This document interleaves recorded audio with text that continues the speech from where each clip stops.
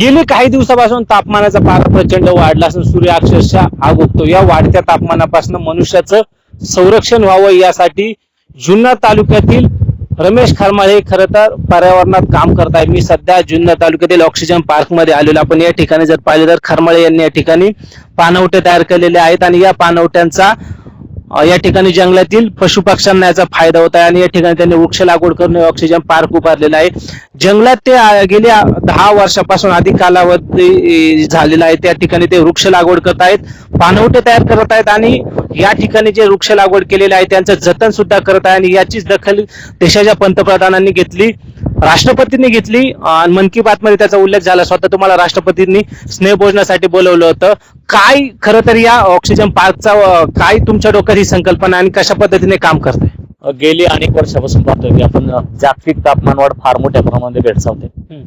जुन्नर तालुकाच नाही, आपण महाराष्ट्रामधली आताची जर सद्यस्थिती पाहिली तर जवळपास 42 डिग्री सेल्सिअस टेम्परेचर मध्ये आता सध्या आपल्याकडे मेथीची शेती होत नाही आणि हे जर 5-50 जर टेम्परेचर असं जर वाढत गेलं तर शेती नष्ट होईल आणि परिणामी असं आहे की माणसं जगणं अवघड होईल. कारण माणसाला एक ठराविक तापमान लागतं जगण्यासाठी. एक 37 डिग्री टेम्परेचर मध्ये माणसाचं शरीर काम करतं, पण त्याच्या पुढे जर गेलं तर वेगळ्या वेगळ्या रोगांनी माणसाचं शरीर व्यापलं जातं. जर आपण हे वातावरण जर थंड करायचं असेल तर एकमेव पर्याय झाडं लावणे आणि गेले 12 वर्ष आमचं तेच चालू आहे की बीज संकलन करणे, ते कुठेतरी पावसाच्या तोंडावर येऊन टाकणे. ही झाडं फक्त लावायचीच नाही, कारण झाडं लावून ही स्टंटबाजी काय आमच्या परिवाराच्या डोक्यामध्ये बसत नाही. तर झाड लावलं तरी एकच लावायचं, पण ते जगवायचं असे आमच्या त्या पाठीमागची थीम आहे. आपण पाहतोय आता हे जे ऑक्सिजन पार्क आहे याच्यामध्ये जे मल्हार फाउंडेशनच्या माध्यमातून ही झाडं आम्ही 22 महिन्याची झाली आहेत आणि अगदी 12-13 फुटावर गेली आहेत. झाड जगवायला फार मेहनत लागते. 22 महिन्यामध्ये ह्या झाडांना रोज सकाळ आणि संध्याकाळी पाणी घालतोय. हे बेड पाहतोय आपण की हे जे बेड आहे त्याच्यावर 300 तुळशी लावले आहेत. ह्या तुळशींना रोज पाणी घालावं लागते. याचा अर्थ की हा बेड कुठेतरी थंड राहायला पाहिजे, थंड झाला पाहिजे आणि ही जी झाडं आहेत ही जगली पाहिजे. त्या पाठीमागची आमची खरी त्या पाठीमागची भूमिका आहे. प्रामुख्याने विचार केला तर यामध्ये तुमची पत्नी सुद्धा तुम्हाला साथ देते. तुम्ही सकाळी उठला तर पहाटेपासून तुमचा दैनंदिन जर जीवनक्रम पाहिला तर सकाळी जंगलात जाणे, त्या ठिकाणी पाणवठे तयार करणे आणि ते पाणवठे त्या ठिकाणी काम करून त्या ठिकाणी तुम्ही पावसाळ्यात त्यामध्ये पाणी साठलं जातं आणि कशा पद्धतीने एक सगळा कार्यक्रम तुमचा सुरू असतो? 2021 साली आम्ही धामणखेल डोंगर माथ्यावर एक सकाळी 5 वाजता उठून तिथं पोहोचायचं आणि चर खोदायचे, जेणेकरून पावसाचं पाणी त्याच्यामध्ये अडलं जाईल. आपण इथे पाहतोय की चर खोदलेले आहेत आणि ह्या ऑक्सिजन पार्क मधला एकही पावसाचं पाणी थेंब बाहेर जात नाही, ते इथंच मुरलं जातं. जमिनीची पाण्याची पातळी खाली वाढते आणि याचा फायदा फक्त बायोडायव्हर्सिटी नाही, ते असणारे संपूर्ण पर्यावरणासाठी आणि या ठिकाणी असणाऱ्या शेतकऱ्यांसाठी त्याचा होतो. तर आमची धामणखेल डोंगर माथ्यावर आम्ही 60 दिवसामध्ये 70 चर खोदले होते आणि त्याचा इम्पॅक्ट असा आहे की पाणी ते जमिनीमध्ये 8 लाख लिटर, एकदा पाऊस पडला ते भरलं तर 8 लाख लिटर जमिनीमध्ये पाणी मुरतंय. जर आपण असे जर ज्या ज्या ठिकाणी ओसाड माळा रान आहेत आणि ज्या ज्या ठिकाणी पाण्याच्या सुविधा अजूनही निर्माण झालेल्या नाहीत त्या ठिकाणी स्वतःहून माणसांनी जर असे चर खोदले तर मला वाटतं ते स्वतःहून पाणी करू शकतात, ती गावं पाणी करू शकतात. आज आपण पाहतोय की या तापमान वाढीमध्ये सगळीकडेच मनुष्य नाही, टोटल आपली पृथ्वीच भरकटली जाते. त्याच्यामध्ये भारताची परिस्थिती आपण पाहतोय की रेड झोन मध्ये आपण सगळेजण येत आहोत.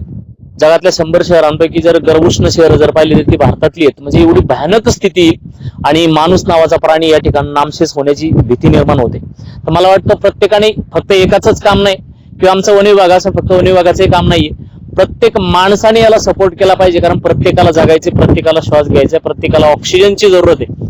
पुढल्या पिढ्या जर जगवायच्या असतील तर प्रत्येकाने हे हातामध्ये टिकाऊ खोरं गम्याला घेऊन किंवा झाडं हातामध्ये घेऊन ती लावून त्यांना जगवण्याचा प्रयत्न प्रत्येकाने केला पाहिजे. तरच मला वाटतं भविष्य आपलं सुखकर होऊ शकतं. ही संकल्पना तुम्हाला सुचली कशी? एक तर आम्हाला देश सेवेचं पहिल्यापासूनच वेळ लागले. 17 वर्ष देश सेवा झाली. तर आर्मीतील जेवढे मला शिक्षक लाभले किंवा आर्मीमध्ये जे भरती झालो आणि देश सेवा काय असते खरे धडे तिथून मिळाले गेले. आणि काही कालावधी मी निवृत्ती घेतल्यानंतर म्हटलं आपली जर देश सेवा अखंडित जर ठेवायची असेल आपल्याला तर पर्यावरण सेवा ही सगळ्या समाजासाठी होऊ शकते. म्हणून आम्ही हा संकल्प केला परिवाराने की पर्यावरण सेवा ही फार महत्वाची. आपण आज पाहतोय की आपण 2 दिवस पाणी नाही पिलं तर जगू शकतोय, 4 दिवस आपण जेवलो नाही तर जगू शकतो, परंतु जर आपल्याला श्वासच भेटला नाही तर आपण क्षणात खल्लास होऊ, मरून जाऊ.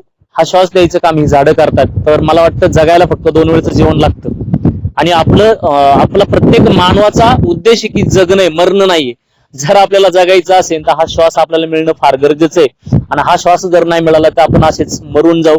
पूर्वीच्या काळी माणसं शाळा शिकली नव्हती तरी 70, 80, 90 वर्ष जगली. आज आम्ही शाळा शिकून 60 वर्ष जगत नाही. म्हणजे आपण शिक्षण घेऊन जगायला शिकलोय की मरायला शिकलोय हेच कळत नाही.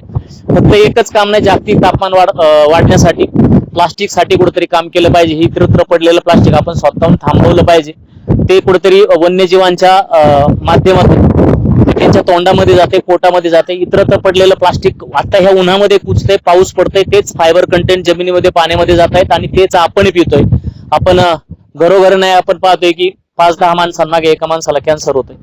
असे अनेक कारण आहेत की ते आपण कुठेतरी थांबवली पाहिजे. प्रत्येक गावाने पुढाकार घेऊन प्लास्टिक नियोजन केलं पाहिजे.